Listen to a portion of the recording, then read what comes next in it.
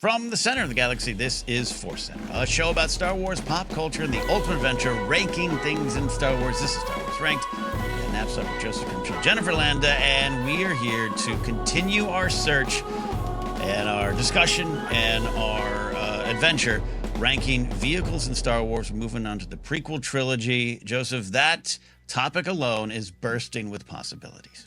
Yes, it's bursting with joy and horror for me. When we started the vehicles thing, I thought that'd be fun to do the original trilogy because, in general, while there are many very popular, beloved vehicles in the original trilogy, there aren't as many. And then it's like, but then when we get to the prequels, oh no, there are so many, and you get to have fun discussions about, hey, is that nobody's riding in that separatist tank that is technically a droid? So is the spider droid a vehicle or a large droid with the gun nose? You know, it's a morality question that we're going to run into here. No restrictions on anything from me here. So we'll see where you two take it, because they're wonderful designed sentient robots. I don't know. Okay. We'll figure that out as we go along the way. Jen, there's a lot of choices. And even if you're narrow focused on a few, those few, it's hard to rank them, even if you have just a couple choices. Yes. Yes. This would be my weak area. So the OT are my strengths. These are my weaknesses, as was evident earlier before we were recording, where I was like, I have like 5, and you guys are like, there's 55. Oh my gosh. Okay. So I'm going to be Captain Obvious today. Representing the masses today. Joseph and I weren't guys in a bar. There's a 55. I'm sorry. I did my guys in a bar voice for you guys. I should have done a more thoughtful voice. True. You found a very helpful site of StarWars.com, the official website that claimed there are 19 vehicles. And I was actually in StarWars.com, not you. Yeah. No. I'm excited. To get into it. Well, let's get into it. There's a lot of choices, obviously. And yeah, to Joseph's point, I think one of the victories of the prequel trilogy, even from the beginning, when maybe, you were struggling with it, or maybe you're still struggling with it, I think a lot of people still do but that one ship, it's pretty cool. The designers, the production designers, the concept artists, everyone just kind of roll up their sleeves and having fun with the series. And I think we're going to have a lot of fun discussing this. But Joseph, you have the pressure of being first out of the gate. Our number 10 choice starts with you. Yeah, man. I don't have 55 on my list, but I have a lot on my list, and this is going to be challenging. I feel protected by Jennifer that she's going to go for some of the, come on, you can't leave that off the list, ones that we absolutely should include, so we don't just go into the obscure land. So I'm gonna start with one from the first film, one from the Phantom Menace. When the Phantom Menace came out, I had a lot of challenges with it, but I still loved it. I would sit there and go, here's everything that I thought was wrong with Phantom Menace. And other people would insult it, and I'd be like, knock it off, shut up. Because these things were cool. And one of the things that was the absolute coolest to me from the Phantom Menace is the Scimitar, Darth Maul's Sith infiltrator ship. Going right to it. I like it. Yep. There's a lot of good places to start, but I got to start there because I think... I like the N1 Starfighter, and maybe we'll talk about that one. I thought that was a cool design. I thought there were a lot of cool designs. I like the Radiant 7 at the very beginning. But I think because I was, as we've discussed, not a child when Phantom Menace came out and wanted a little bit more of the dark, the scary, the gritty, the real, man. In my Star Wars, I really liked not only Darth Maul, but all of the Sith stuff. And that was sort of new to Star Wars at the time, that you were going to spend quality time with the Sith, the evil version of the Jedi. And so to see this cool ship that had, to me, it wasn't as explicit as like, it turns out young Darth Vader, reassembled C-3PO kind of thing, connection. That connection of the wings just being bent in a little bit like Vader's TIE Advanced X1, and a little bit of that round body, but then everything else about it being really original, and just a nasty looking ship. Like if you saw that ship If there are a bunch of like ships parked around and there's like X-wing and a Y-wing and some sort of Corellian freighter, and then the scimitar, you'd be like, what scary MFer is flying that? That's a mean looking ship. So I just love the design of it. I love the mood of it. I love that shot where it opens up and Maul has his red lighting on. Yeah, he's got his red Like he's streamer got- lights. My scimitar Sith infiltrator is full of nothing but red lava lamps, just like that. The mood. He's so on point. Welcome back to Twitch. Maul streaming tonight. Studio set up. A lot to say on this one. I love it. But Jen, was this on your list of obvious? No, but it is really obvious and a great choice. I can't believe that I overlooked this one. There's something about it that reminds me of Cylon from Battlestar Galactica, Mhm. like the red at the top of the ship. But yeah, this is a scary choice, and I like it. It's a great choice, Joseph. I love you talking about the wing design. There definitely there was those connections to Vader's tie, whether intentional or not. I don't know. I don't know if you know if there was something in the design, but it served that purpose regardless for me in 1999 and going forward. Of like, oh, it's like Vader's but with a nose. Like, it just was always there. It was on my list, but I don't know if it's going to make my top choices. It would have been close, but the reason, and this is the weird. I was looking at it this morning.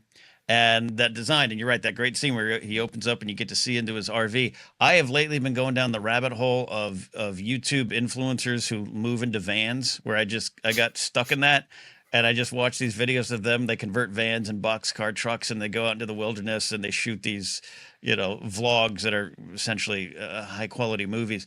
And I'm down the rabbit hole. And so I was looking at Maul's ship this morning. And I'm like, I think it's too small to travel the galaxy. I don't think he has enough room. I think he's like a camper. I think he's a stealth camper. So I wanted more comfort from Maul, I guess what it is. But great design and a great start. When you think of the prequels, I think that comes to mind. One of the early choices. At last, I will have leg room. And I'm sure I should scale it up. Yeah, I'm sure he's got some room. I'm making an omelet. Here we go. And his little droids, because usually every one of these van lifers has a dog with them. So his little droids are his dogs and carry. Yeah, what if the probe droids are always active because they come out of there with that great sound design of the whoa, whoa, whoa, whoa, whoa. What if they're floating around the whole time, just annoying the hell out of him like little yippy dogs? Yeah, they are. They're chihuahuas in space. And I know a lot of people have talked about in our ForceCenter Discord about maybe we should do a Star Wars rank the best Star Wars designs, which we'd have to maybe have drops in there. But we don't need it for that because you just nailed the whoa, whoa, whoa, whoa, whoa. Perfection. All right. We're up to number 9, which is mine. And here comes the problems here right away. Like there's so many choices, so many things I don't go to. I trust both of you to get to the classics and all those things. I am torn between do I go right at something or do I be a little cute early on with my 9th pick? And I think I'm going to go to one that I think has become part of a punchline over the years, especially 25 years ago or whatever. But it is the Gungan Bongo submarine. Ooh. That was mine. Yeah? Oh, okay. I knew you were going to pick it. I knew it. I had another choice, but That's good. That's good. I don't spend a lot of time with the other choice, so we'll see where it goes. But it is it's a wonderful, spacey, otherworldly, H.G. Wells aliens, but they're underwater. Like everything about Oda Gunga, the Gungans, is such an imaginative set of designs to me, and the bongo, the sound design, everything about it. I think because of a lot of the things in the sequence, which I love, but the early on battles with a lot of our generation and Jar Jar and all that kind of stuff, I think it kind of got lost in that. And then Boss Nass, the character we celebrate around here, kind of talking about Una Bongo, like it just became I think people could overlook it. I just love everything about it. I love the spacey design, the otherworldly design, and then it's kind of like I don't want to go underwater. I have a little bit of water fears, but I think I'd feel safe in that, even with all the creatures around. I think he just could avoid it. I think Obi-Wan didn't know where he was going. I don't blame him all for that. Anyways, I love the Lego set, everything about it. We spent a lot of time concentrating on space in the prequels, or on the ground with the troops and the fights and the Clone Wars. Let's go through the planet core and do it in a bongo. Yeah, the planet core. Yeah. I like this pick. A couple of things that I really like about it. I like how so much of the design in Phantom Menace is really trying to be very different from the original trilogy. You know, it was a bump for me as a young man, but now I really appreciate that everything is a little bit more elegant, a little bit more literally rounded. It is just like all across, except for maybe the nose of the scimitar. It's a softer, gentler galaxy. And I like that the bongo has just like this, you know, elegant sort of a triangle with no hard edges. Like if you're trying to make a cracker that you'd never cut your mouth on, Yes, it would be the shape of the bongo. I love the energy shields for the canopy. I don't know if that would make you feel safe underwater, Ken. But I think it would. I think maybe. Yeah. But the biggest thing is the twirly engine. It makes it's such a great design for underwater that makes it kind of feel sort of fluid and fish like. But yeah, what a great just a difference in design. Yeah, a little detail, right? Talk about the imagination kind of bursted out of every corner of this design. Just like, hey, it's underwater. What would visually? Oh, what if we had it look like a pool toy? It looks like a pool toy in the best ways, Jen. Jen, it was on your list, so it was. There's some love there.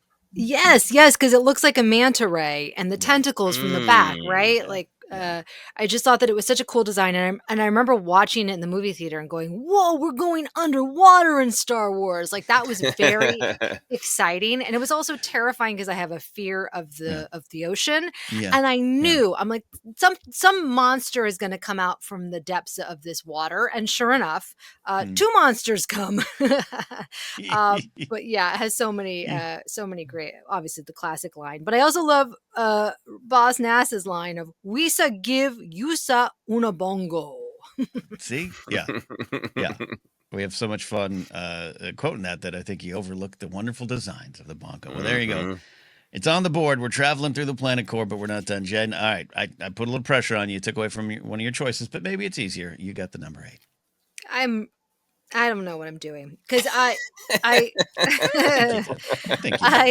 have one that I think fits at this place, but if I do that, I'm not sure about my next one, which might be a letdown, but we're just going to go for it. I'm going to say for the number 8, the MTT multi-troop transport. And the only reason I am putting this on this list is because of the cooler that they made that can hold all of your Pepsis. You can find it on eBay for an insane amount. I've been keeping my eye out for it. That's really the only reason why. It's just because I like the merch. Look, when I think of the Phantom Menace, I think of Pepsi products. I think of my shelf one day being covered in syrup and soda glue and because they burst. But we think Phantom Menace, we think Pepsi's, so you're going to want to have an MTT icebox to hold them. This is a great choice. That's right. Did the icebox like open up and put out a rack of things like Yeah, you pull it out and then it has, you can have all of your Pepsis. I'm not sure if it's like maybe 6 or 8. It's quite a bit. And then I think you can they have like, right. It looks really freaking cool. I really want that, even though I have no place to put it. But it just seems like a fun time. And I remember watching in the movie theater and seeing that with like the battle droids, they're all hung so neatly, like in rows. And I was like, oh no, this is going to be scary. And it was not scary. It was, I don't want to say it was laughable, but like they're not that much of a threat. True. Thankfully. But I tell that to all the dead clones. I know. I'm like, I could take it. I could take one of those Roger Rogers. I do. This is it. I had it on my list. I didn't think it was going to make it. I went with the Sandcrawler last time out, which I was happy with. But I'm not going to say this is the Sandcrawler, and you could technically put the Sandcrawler in this list too, I guess. But it's a little bit of it's a big, bulky, slow molasses of a ship. But again, I love the designs. There's a lot going on with the trade, the trade federation's kind of armada there that is good in terms of design and again that sequence I'm fine with this, Joseph. I have no reason to refute it. Take it. I have no reason to refute it either. Yeah, I mean, I think the battle droids in Phantom Menace are endlessly fascinating because I feel like they are a depiction of the great auteurish sort of conflict in George Lucas's soul of like, I want them to be menacing, but I also want them to be fun, menacing, fun, menacing, fun. And Mhm. I think the multi-troop transport for me is one of the moments where they are a little menacing. The that opening of it of them all being hung there on a rack. Like earlier, like, yeah, they're kind of, are they a threat or not? They're kind of funny. To me, there's nothing cute when they're all like curled up like some just like horrible fetal monsters and then, slowly unfurled. It's one of the Yeah. great images, I think, of Lucas's obsession with the natural versus the rigid and the mechanical. And Mm. it almost, I think it's almost what I end up liking about the battle droids is they develop in the Clone Wars is I almost feel like they are victims too, and like Mm. by their programming they are kind of silly, but they're made to do all these awful things, including being folded up in this awful way and then sort of deployed in that. Yeah, that's my favorite thing about this vehicle. I think that's a great image of the battle droids. Has Mm. there been any conversations in Clone Wars episodes that I've missed where some of the droids are like, and then they folded us up. We got it hurts my Out of your back. head. Yeah, the multi-troop transport misfires and it opens and it closes and it opens and it closes and they can't get out. One stuck. We were trapped in there. And a great there's a Lego set of this too, I think, right? I could Good think so. question. yes, there I'm is. sure. Yes, there is. A Oh, big there one. is. Yes, There you there go. is. All right, now we know what to get Jen for Christmas. There it is. And these are fun. Oh, another thing, they're fun to fight in Battlefront 2. Battlefront 2. You got to shoot at them on one of the levels. Oh, Mm. there you go. Slow and boxy. They are the Volkswagen van of Star Wars on a big scale. All right, we're moving on here to number 7. Back to you, Joseph. And now it starts getting tough. Yeah. Now, how many choices do I have? You have 3 more. Ooh. You had the big stride All right. today. Okay. Well, I'm not gonna F around. I'm gonna go to things that I need on this list. So I'm gonna go to what could potentially be my personal number one, but I don't know if it needs to be number one on the list. It is going to be something I long to see since I was a small child and enjoyed Luke's X-wing going. I wonder if the Jedi had starfighters like X-wings. And yes, they do. In an Attack of the Clones, we got to see Obi-Wan Kenobi's Delta 7 Aether Sprite class light interceptor, or Jedi Starfighter. I love the ETA Actors class ones in Revenge of the Sith as well. Yeah. But man, I love the design of all the Delta 7s, but Obi-Wan's in particular, with the kind of a grayish in the dark red. And I love how much it's not just, oh, he flies somewhere and he lands, but he gets to actually have an action adventure scene in the asteroids, get to spend some quality time with the ship itself. In classic Star Wars design fashion, it doesn't quite work because I believe the droid's legs should be hanging out of the bottom. Maybe it squishes down. R4P17 compacts. I believe that's a thing that people have talked about with this vehicle. Anyway, just the basic design of it. It's so simple. It kind of a classic triangle.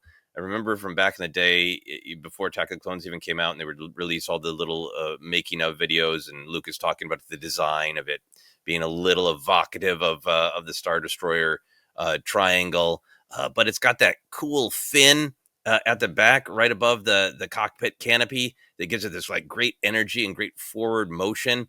And I love just the simplicity of it. It just seems like, hey, if Jedi were going to have a starfighter, of course they got to look kind of cool. But this one has just like so much forward movement, forward energy, and just simplicity. It really captures the sort of like nothing fancy, just moving fast and getting the job done. I love this ship. It's one of my favorites in Star Wars. I love the ship too, though. You made me realize that it's quite a missed opportunity that we didn't have dangling astromech feet during it. Could have worked.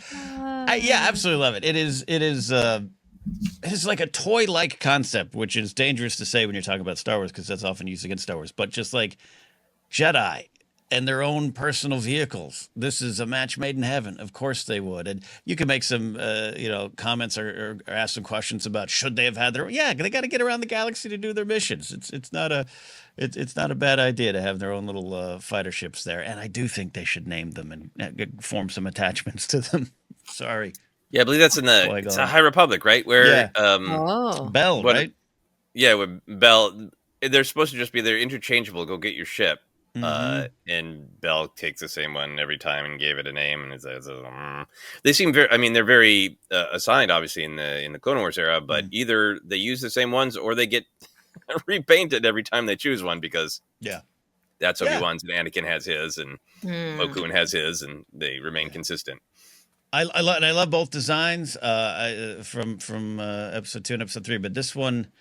Yeah, there's something about it that this one made even more sense to me. So the Delta 7s, I know you gravitate towards them a lot, and it makes sense. And part of it might be just because we spend so much time with our boy Obi-Wan in it, but it just I love design.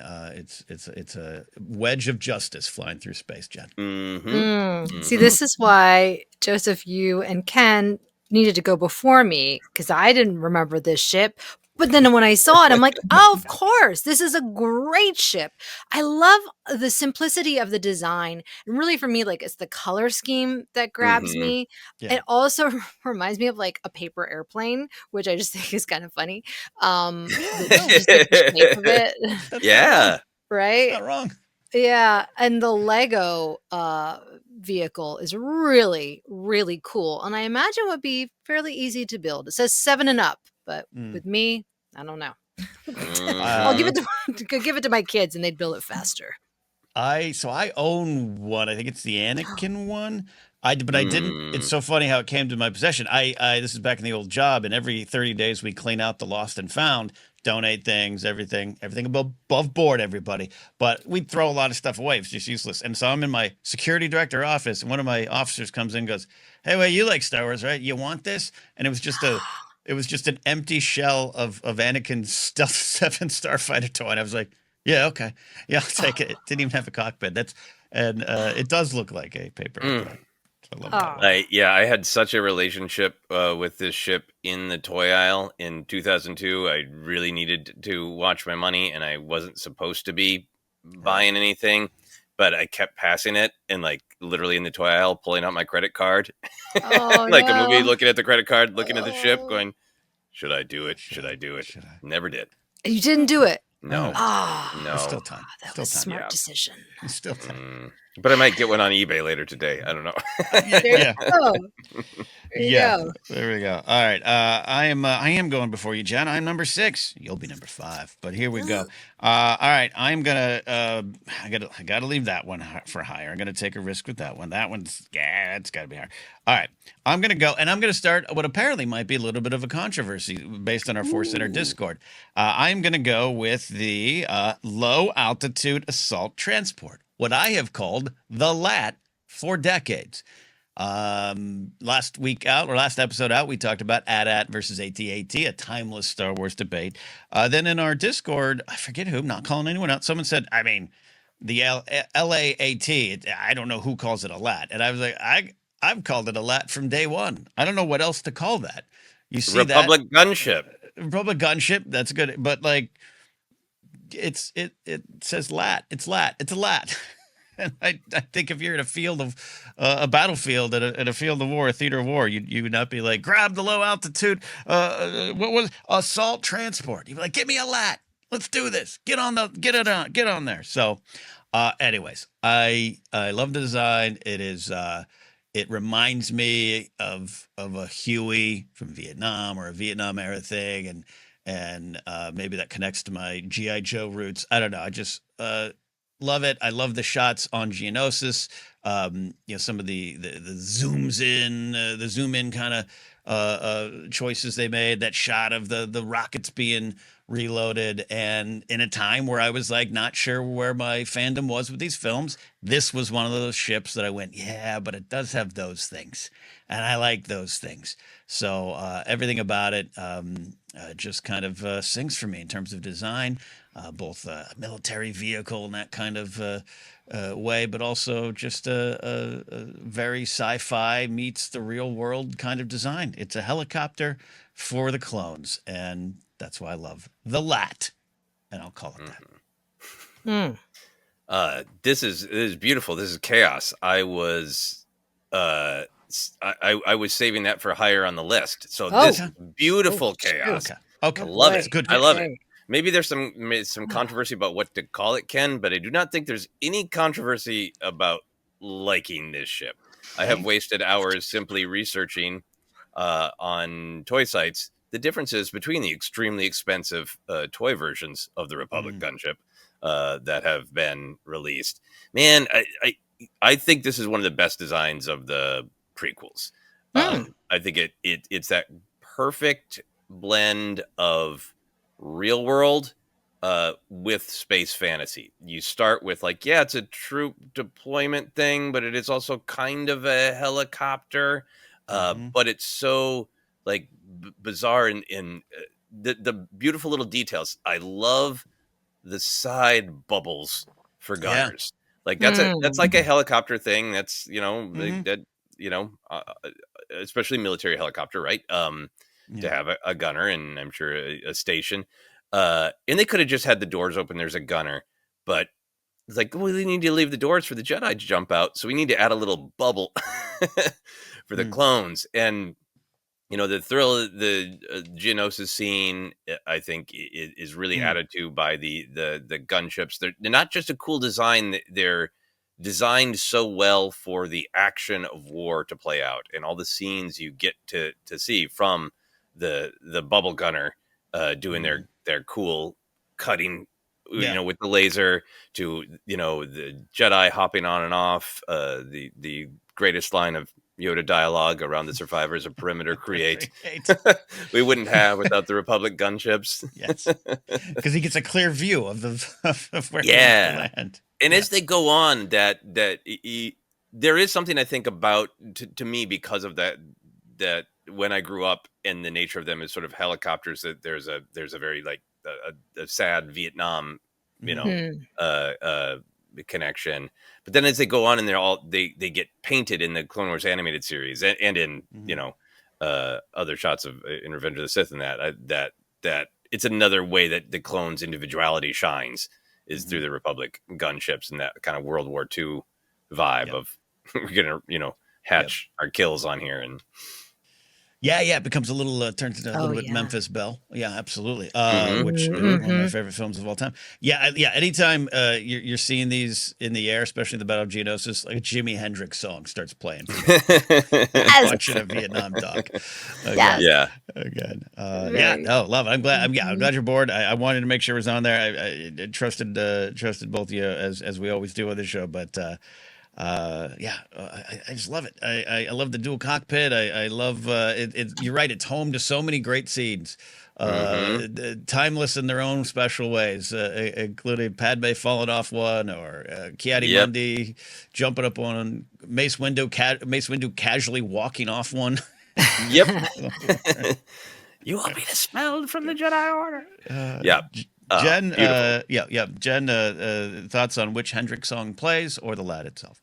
I love it. I love it. This is a great choice that again I forgot. But it's the bubbles that really sells it. It feels so tied to our world of Apocalypse Now, Vietnam, as you guys are saying, but very futuristic. And there's it's like a retro futurism almost with it. And it also looks like a bug, which I appreciate. Yeah. I thought about that. Yeah, absolutely. Especially when the camera zooms in. I love that zoom in shot. I just There's a couple of moments. I think I'm not saying I'm still not the most insightful Star Wars podcaster, but in 2002, I definitely was far from it. I just remember walking out of the theater and was like, George Lucas found his Saving Private Ryan shots. I said that to my friend, but it was so slow. It was just boom. It was just That's true. fog of war captured. All right, Jen. You're up. You're up now. Here we are into the top 5. All right. This is bad. This is bad because I had one, and if I do this, it might cause chaos. But then the other one that I have, I feel like, I don't know, it should be higher, or maybe it's redundant. There's 2 that have to be in our top 3. There are 2 that are non-negotiable for top 2. Mm-hmm. Okay. So this one, nobody's going to pick it. I can't do it. All right. I love it. We'll always get these wonderful comments. I love the torture of watching Jen make a pick. It's like the sorting hat. It is. Do I go with this? All right. Mm-hmm. Okay. This should be higher. Was it for number 5? 5 is. Number 5. Yeah, there's already Top 5. chaos on the list. It's fine. Go with your heart. Wait, no. Okay. We're gonna do it, you guys. You guys are gonna regret it, but maybe we'll get lots of comments with people agreeing with me. Yeah, right. Okay. All right. You have one more pick after this. I don't know what you're gonna do, but I don't want you to make a decision you don't have to make. Oh, right. I have one more pick. You have one more pick. Chaos. I'm gonna go with the Coruscant air taxi.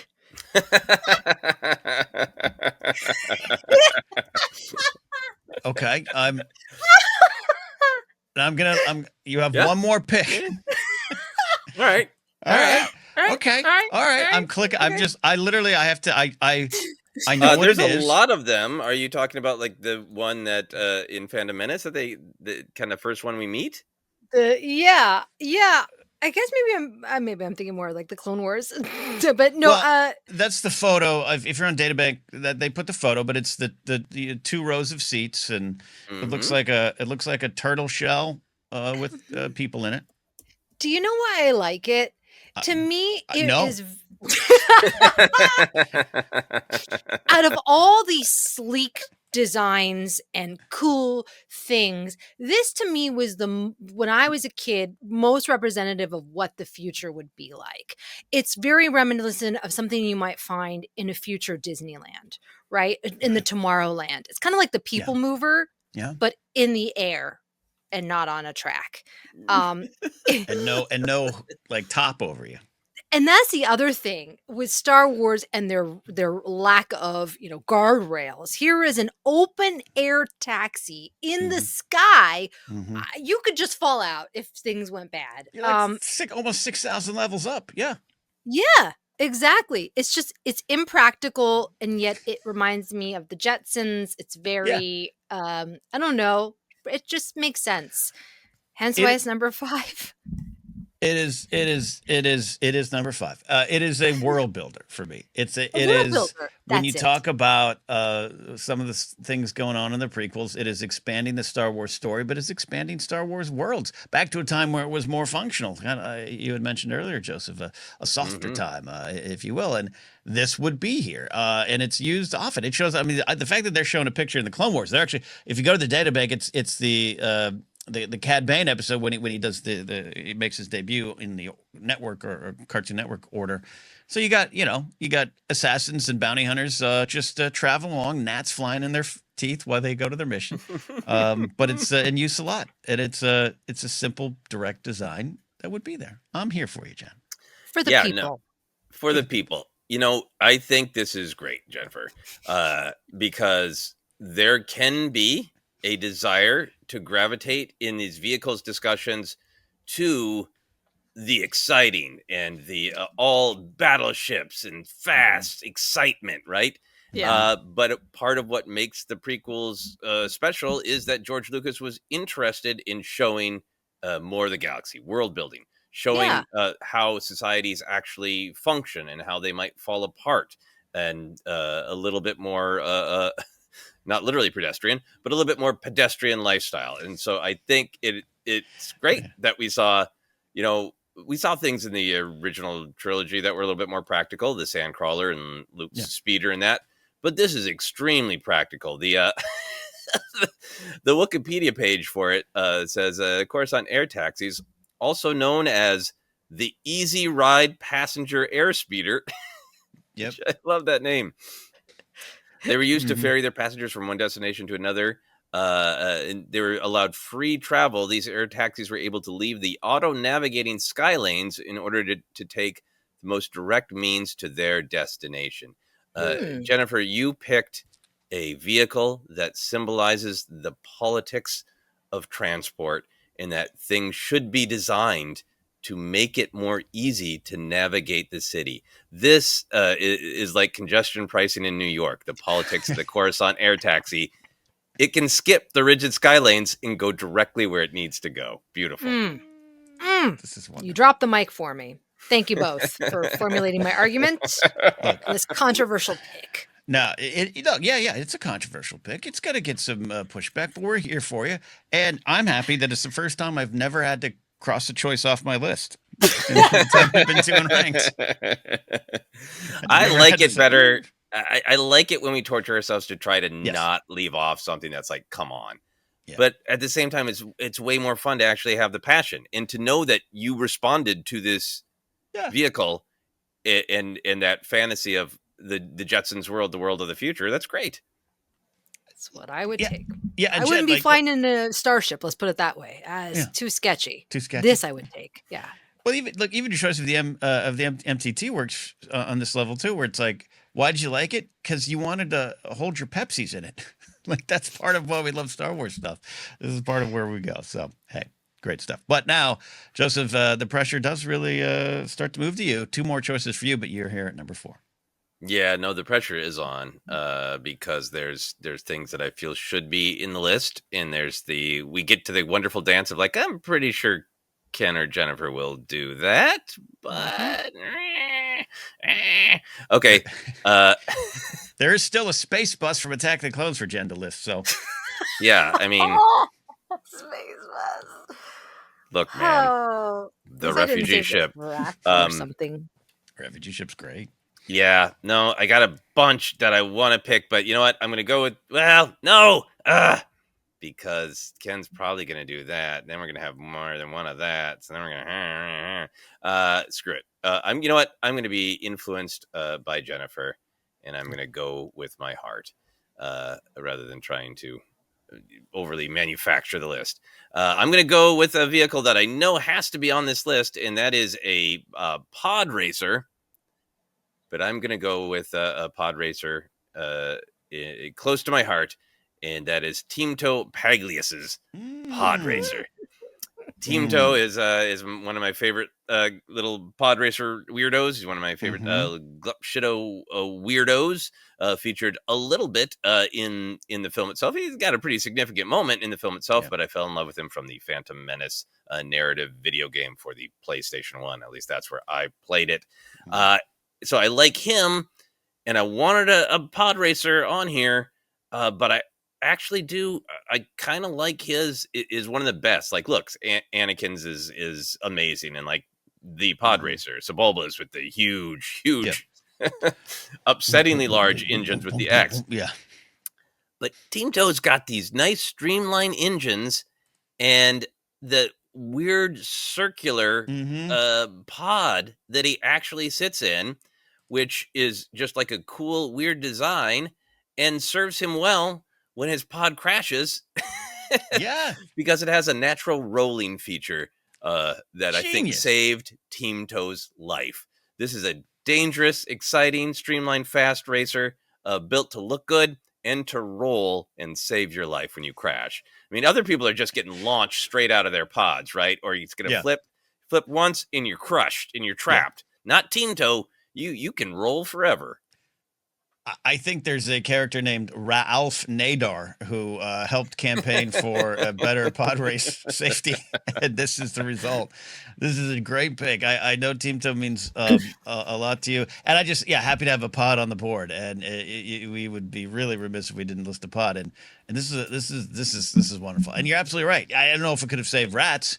But maybe, I don't know. Maybe it could have saved rats. But I've always fascinated with the design simply because you can't see. And yes, he has a monitor there and everything. I get that, but I'm like, does that help? Like, is that almost Jedi-like, Force-like? Because he's like, I don't need to actually see it. I need to feel what's in front of me. I see it through this lens. I don't know.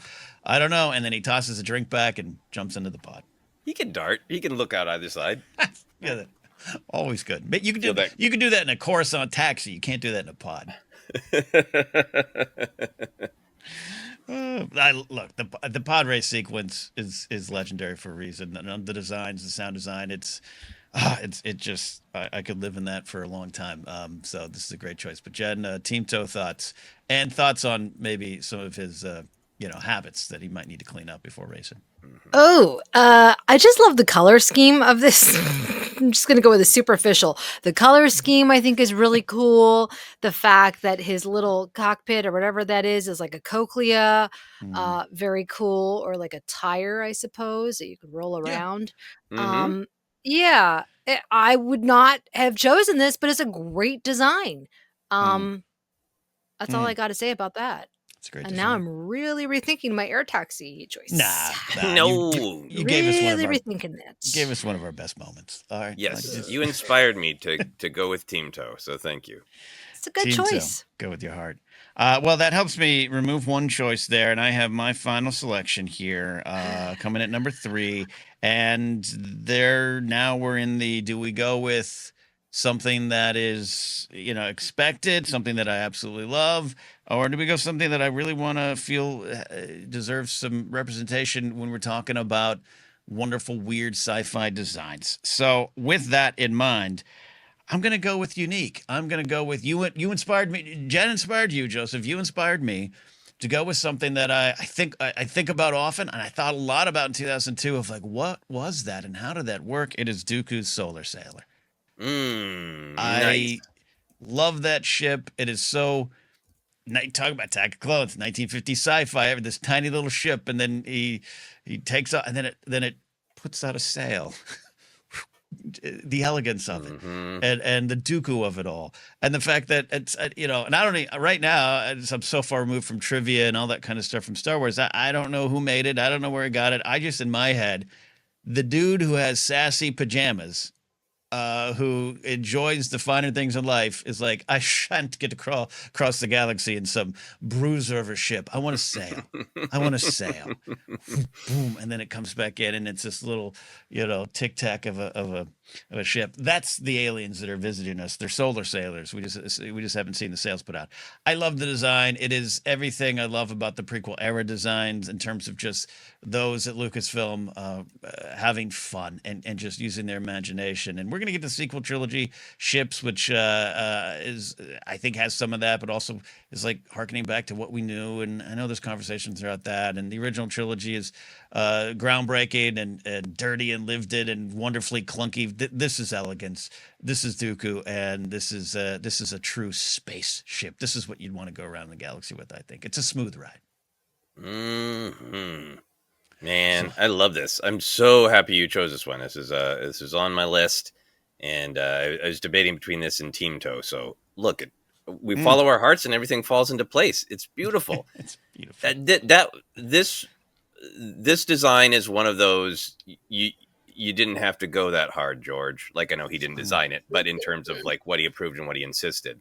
I don't know if either of you ever have this. I certainly had it a lot when I was watching the original trilogy, like on VHS a lot, of like, you're anxious to get to the end of the film, and then as like the last major action resolves, you're kind of sad because the movie's almost over. Yeah. Whenever I'd watch Attack the Clones, like there'd be that last battle, and I'd be kind of sad, and then be like, you don't have to be sad. You get to see the Solar Sailor. It was right at the end of the film when everything's resolving. It's like, by the way, it's not a narrative point at all. We're just going to go really hard on an entirely new design that has nothing to do with the narrative. It's not a plot point. It's just bonkers because the galaxy is full of weirdness and full of variety. And it fit. I do think you're right. It fits Dooku with his sassy, exquisite pajamas. And it really does have that, that like, well, I kicked everybody's ass and I started a civil war. and now I'm just gonna sail away on my yacht, going bye. It's got a real like, Sailing takes me to Coruscant where I'm going. Yeah. yeah. I mean, we got to mix that with some yacht rock, some Dooku at a Mhm. yacht rock as he Mhm.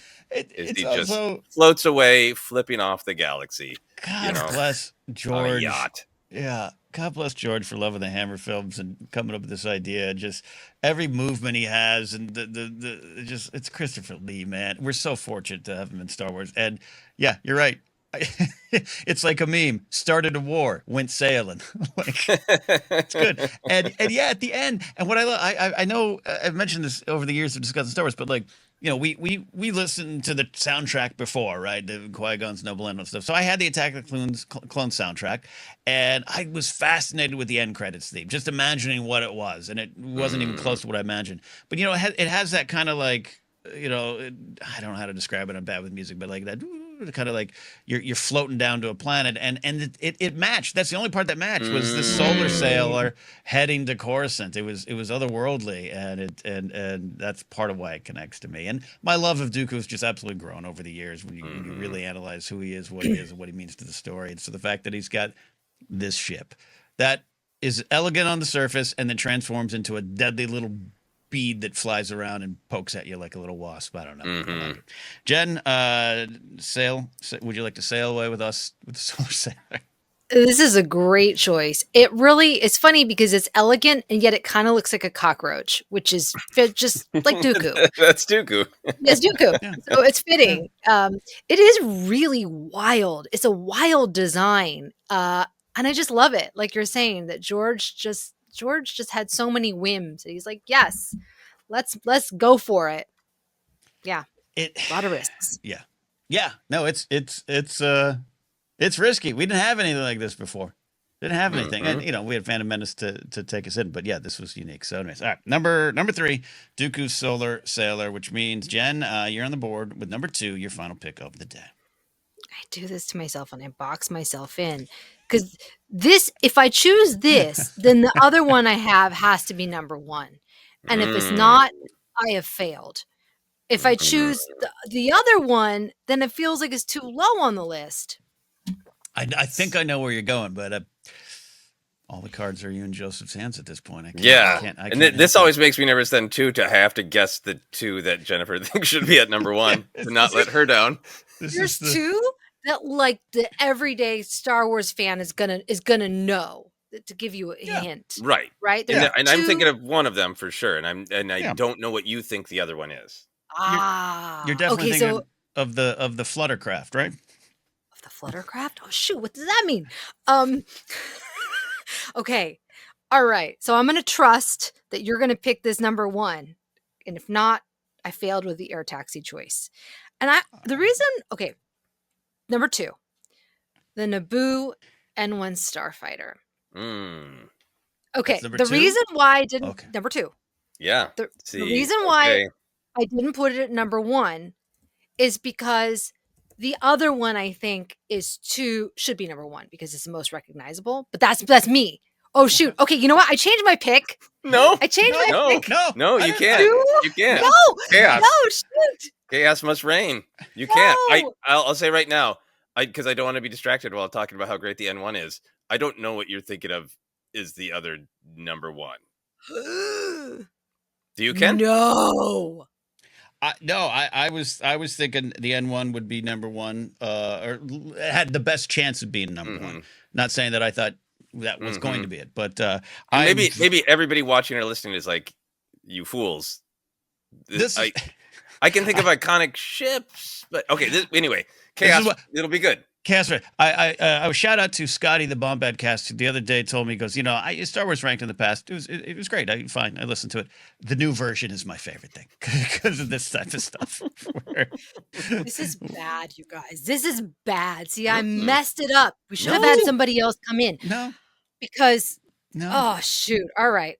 Okay, here. N1 Starfighter. Yeah, let's celebrate the N1. Come on. All right. Do it. And then I'll share my number 1 pick later.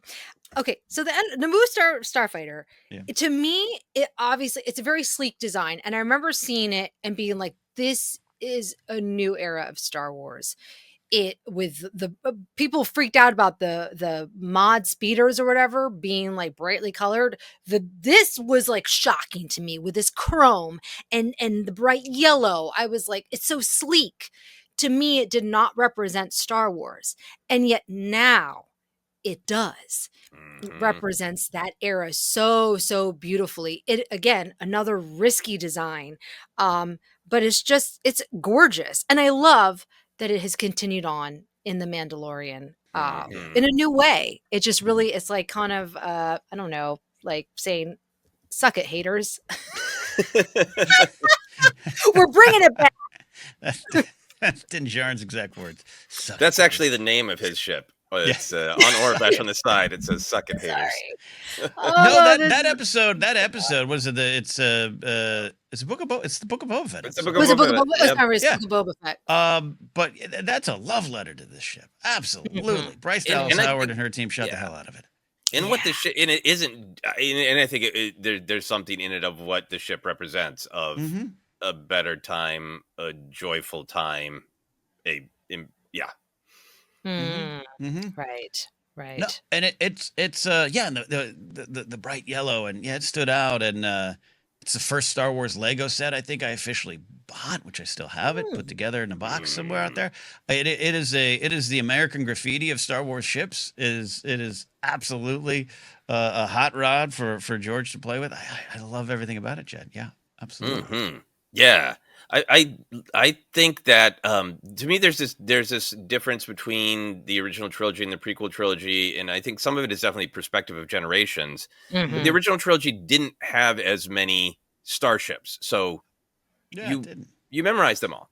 And even though the way that some of the ships were put forth for merchandising in the prequel era, they didn't have as iconic or specific names. It was Republic Gunship or maybe LAT, but in the N1 to me is like one of the ones that just, it rings out the same way X-Wing TIE Fighter did. It's so iconic. It's got the N1 or Naboo Starfighter, or put it all together, N1 Naboo Starfighter. And so there's this, it's got this personality that made it really everywhere in pop culture in a great way. It's iconic. And then in the actual film, I know where all of us grumps were at, of like, we grew up the original trilogy and wanted every Star Wars to look gritty and lived in, but like, I look at everything in the original trilogy and it looks like it's, people who live in poverty and are in a war. In the N1 looks like people are like, things are going okay, so we could focus on craftsmanship. And it's the representative of Naboo. Everything is elegant. So, why wouldn't you have a starship that is functional and can defend us, but looks like a work of art? And you could hang it on a wall in a big museum in Naboo, because the shapes are simply aesthetically pleasing and balanced. It looks like if Flash Gordon was meticulously Art Deco designed. It's so gorgeous, just as a piece of design. It's top notch. Yeah, I can't add anything that you all haven't said other than my personal experience going back to '99. It was to me the ultimate example of. But I did like that ship, and again, that Star Wars Legos emerged, and this is the first one I bought. I was drawn to it, even when I thought maybe I wasn't. I was drawn to it. And in the end of the day, that bright yellow. I'm looking at it. I have a little matchbox size one over there. It's just, it's such a pretty ship. It's gorgeous. It's gorgeous. So there you go. All right, Jeb. All that torment, but you did it. You got through number 2. But that would have been my number 1. But I'm not the one with that choice, Joseph. There's still a lot I have not crossed out on this list. So go. No, I did. It's in terms of like options, we're great. Options that should be number 1. I think I know which one Jennifer is thinking of. Yeah. But for myself, it isn't a number 1 ship. If I'm thinking of the correct one, because there's too many other ones like it that I like better. So you know what? I'm just going to do it. I'm just going to embrace chaos, and I'm going to do my number 1. And, we always say, put your list in the mentions. Yes. So for the list, for the power that I have been given by Ken Knapsack on his Star Wars Rank podcast, which I should Limited maybe give power. up this power. My number one prequel vehicle is going to be the Naboo diplomatic barge. not Queen Amidala's royal ship from Whoa. Phantom Menace. Whoa. Not because a J type 327 Nubian? Okay. No, beautiful Okay. ship, and the one that I've selected for number one couldn't exist without it. So Amidala has and uses 4 variants of the Chrome Naboo ship throughout the prequels. There's the iconic from Phantom Menace that should probably be number one. And then there's the Senator ship that she uses in the second half of Attack the Clones, and then there's the yacht that she uses in Revenge of the Sith. But at the very beginning of Attack the Clones, she uses, to return for the very important vote about the war, the Naboo diplomatic barge. It is, I'm going to admit, part of it is the sound effect. Part of it is that great World War II rumbling image coming down through the clouds of Coruscant. But the actual ship is just really cool. All the Naboo ships are great. But the diplomatic barge is got this, I don't know, there's something about it that's got the it's the most sort of old school spacey. It looks like a World War II bomber. It's got the big long wings, in the 2 on each side. Looks like basically like nukes. They're not. And then it's got that very thin little window again with the fin. Anything with a fin puts me over the top. Apparently, Fan of it's the sound effect, and it's just like I went back and forth when we were doing the Schmodown Star Wars trivia, trying to memorize all of the 4 different ships. The Royal Starship from Phantom Menace, pretty easy to remember. The Diplomatic Barge, pretty easy to remember. Then the other 2 get a little confusing in their naming and their technology, and one's an H-type and blah, blah, blah, blah. And I've just looking at these ships and trying to memorize them, I fell in love with the Diplomatic Barge. And Attack the Clones is probably, my just favorite to watch. That scene of it coming through the clouds, that beautiful noise it makes. It's still elegant, but there's something about it that's like, it's more warlike. And it gets that mood off of sort of the doom and the inescapability of war coming, even if she comes in a diplomatic barge to try to de-escalate a conflict. The ship itself says, no, we're going to fight in its design. All right. I got to tell you something. I love this. First of all, because the branding is off. When you said barge, I thought, wait, is he talking about the refugee barge? We talk about a lot here. That's why I reacted. That's why I was reacted. And I was like, okay, no, but no. Yeah, the branding. We got to talk about the branding. I do like that at one point Padme said, get me my diplomatic barge. We're going.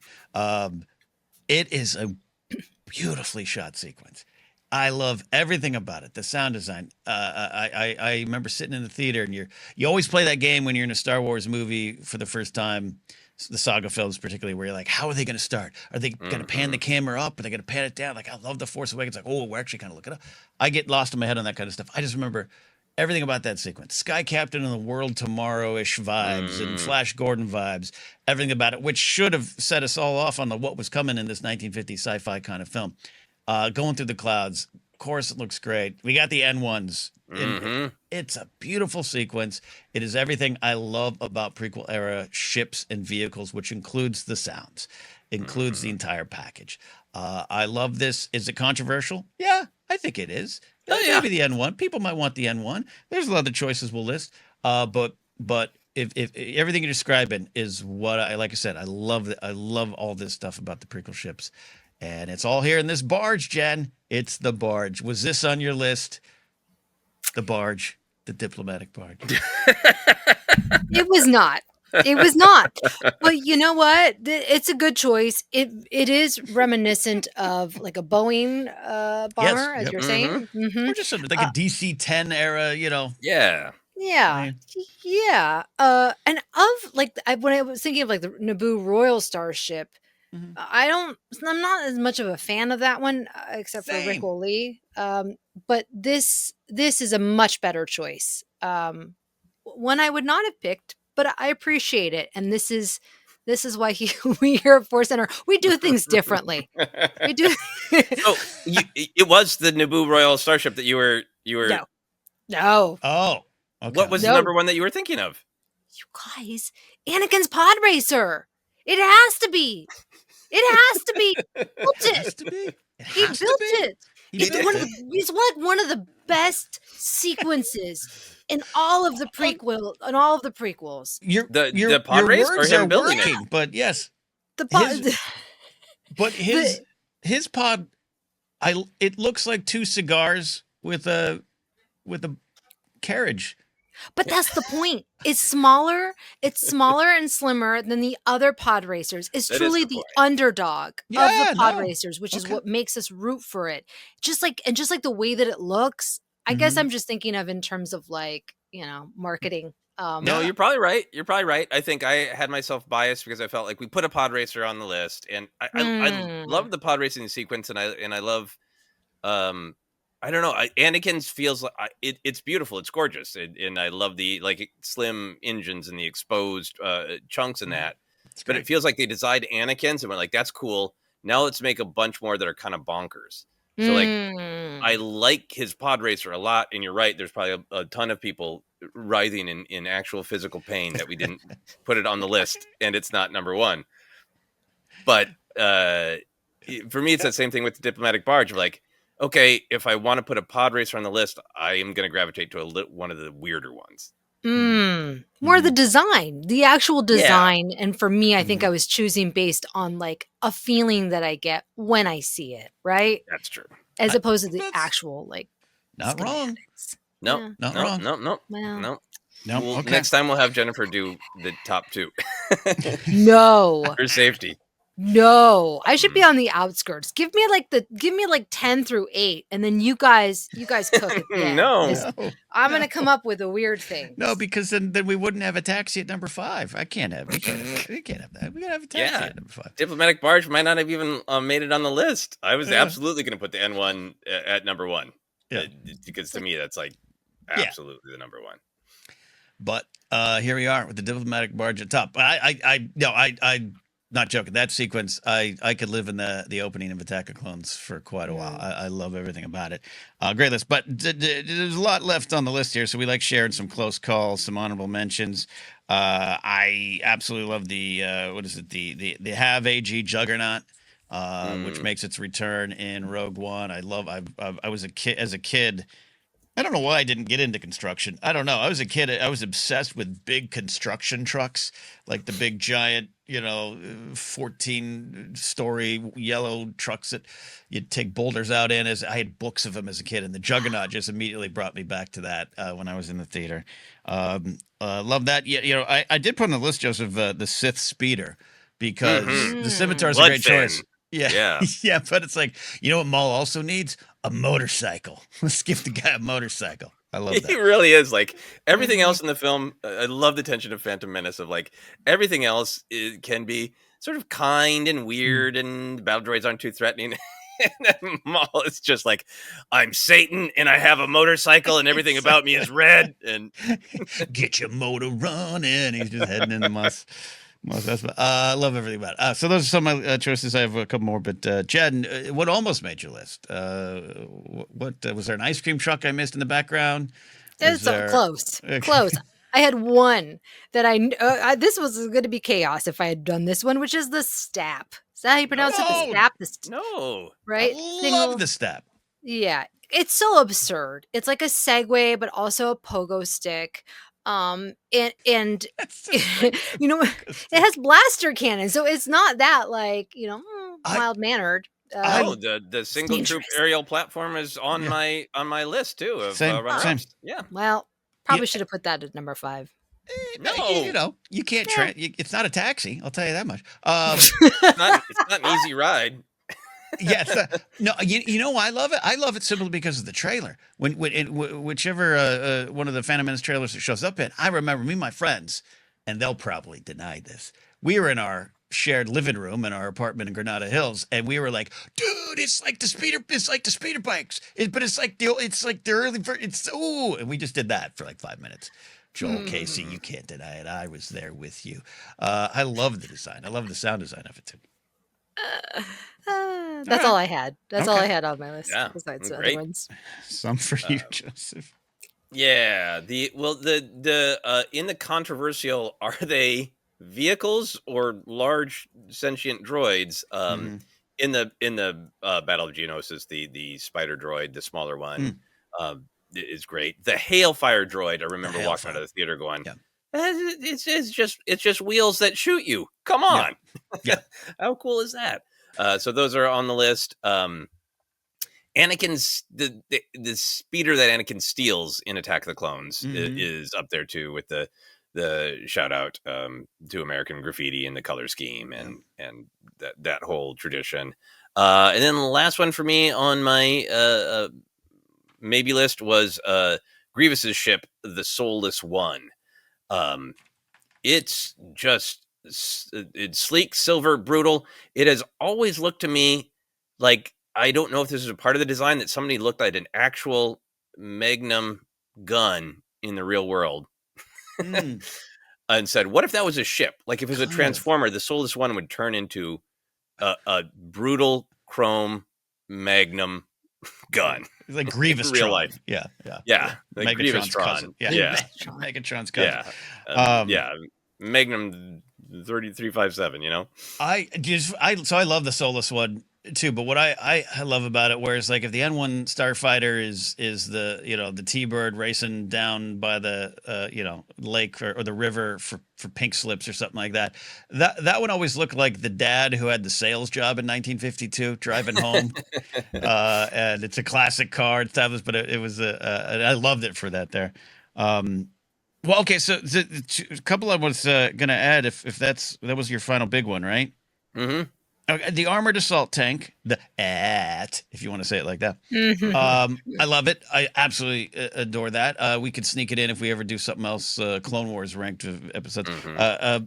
The Arc 170 Oh is yeah, high yeah. on That the should have been on my list. list. Yeah. Right. I think I felt in my head, I'm like, we're probably going to get the N1 Starfighter. This is different, but I absolutely love design. I love the use of it. And then finally, I mentioned it, the Radau NASP Fluttercraft, the two-seater Wookiee thing. I've been Mm-hmm. fascinated with that. I love it. I wanted more time on Kashyyyk and Revenge of the Sith, and I know there was a bigger 7 planet, 7 battles kind of thing, blah blah blah. But I just love it. It's so Wookiee like, and I just remember thinking, that lore of, well, the Ewoks are supposed to be the Wookiees is not exactly. There's more context to that, and it wasn't a Mm-hmm. direct thing. But like, I could have taken a Fluttercraft on Endor. That would have been that Oh would have been good. yeah. So Yeah, I that's love that too. great. That's That's a a great good pull. choice. Yeah, and the Arc Yeah. 170. Yeah, I think that's a fabulous. Yeah, the little What a snub name. nose, so Yeah. good. The multiple Arc wings. Yeah. 170. Okay. All right. Oh, those are good, you guys. I was too busy studying for my Okay. Look, You know what? final. I should have really. let's be honest here. Let's tell the truth. You literally were taking your final 5 minutes before recording. I want people to understand that. Not that there's anything wrong with your list, Jed. There's nothing wrong I know. I with your know. list. I know. I know. But I'm going to I give you that. know. I don't want Yeah. But people it to. is. Yeah, it's interesting though when you guys are sharing your picks. I'm like, oh yeah, of course, right. That thing that would have been cool. I think that this was a chaotic episode. I wrote half of my list in the middle of the night when I woke up from having a dream about my dad's house. And it's like, I need to calm myself down. I will think of ships from Star Wars. And wrote them on my phone in the middle of the night. But I think this list is a celebration of the ethos that George Lucas made the prequels under, which was, screw it, I'm going wild, I'm doing what I want. George Lucas is a guy who still sits down and when he's asked his favorite arc in the Clone Wars, he says the D Squadron arc, because it's probably true, and also because he knows, like, Yep. screw it. Yep. This is a very George Lucas list, I think. Yeah, George, what's your favorite Clone Wars episode? In his head, he's going McClunky, the D Squad. He's not wrong. But I love, Jen, the final point on this, and I love your list. I want to make sure that's clear. I love that every time another option came up, an ARC 170 Starfighter, an armored assault tank, you compared it to the Taxi and went, nah, Taxi. Taxi. Doubling down. And it works. It's a world builder. I love it. All right. There we go. I'll do the quick recap here. We have got the Scimitar, the Sith Infiltrator, Maul's van that he lives in and streams from, the Gungan Bongo, the MTT, the Multi-Troop Transport, the Delta 7 Jedi Starfighter, the LAT, or the Republic Gunship, the Coruscant Taxi, Teemto's pod, Teemto Plagueis' wonderful design pod, Dooku's Solar Sailor, the N1 Naboo Starfighter, and number 1, the Naboo Diplomatic Barge, which Padme was trying to save the galaxy in, but was stopped. All right, that is our list. You know how it works. Please, yes, leave comments below. But as always, you guys did wonderful. You had a lot of fun with it last time out. Share your list. That's the point. Not just the point of getting engagement. It's the point of celebrating Star Wars, talking about what you love. You know, it might be, too, that you're like, yeah, I wanted to hold my Pepsis in that ship. That's why I like it. That actually is very viable as a choice, those kind of things, those kind of decision-making processes. So there we go. All right, we're out of here. As always, you can find us on Blue Sky at ForceCenter Pod, other spots as well. Subscribe here if you're watching on YouTube. Give us a like. Leave those comments. Tell us your rankings here. You can get merch at tpublic.com/user/ForceCenter or at Fourth Wall, link down below on YouTube. Support us directly at patreon.com/ForceCenter. We are working to get our exclusive show over there, Will of the Force, back. Schedules that kind of had us pull back from that, but we'll be back with one of those soon. You can get that exclusively at Patreon. Support me at Ken Napzok or my website, kennapzok.com. Jen, where can they find you and your TikToks on the Space Taxi?